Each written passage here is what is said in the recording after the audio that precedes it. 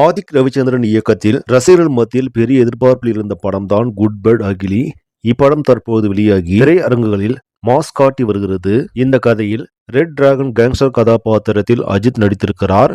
இவரின் மனைவியாக வரும் த்ரிஷாவிற்கு குழந்தை பிறந்த நிலையில் திரும்பி வந்தால் மட்டுமே தன் குழந்தையை தொட வேண்டும் என தடை விதிக்கிறார். இதனால் அஜித் உனது 18வது பிறந்த நாளில் நான் திரும்பி வருவேன் என குழந்தை மீது சபதம் எடுத்து சிறைக்கு செல்கிறார். 18 ஆண்டுகள் கழித்து தனது மகனை பார்க்க அஜித் வர அவரது மகன் போதைப் பொருள் கடத்தலில் சிக்க வைக்கப்பட்டு சிறைக்கு செல்கிறார். தன்னுடைய பழைய எதிரிகளின் வேலை இது என்று களமிறங்குகிறார் அஜித். பின்னர் தன் மகனை சிறையிலிருந்து மீட்டாரா இல்லையா, மீண்டும் குடும்பத்துடன் இணைந்தாரா என்பதுதான் படத்தின் மீதி கதை.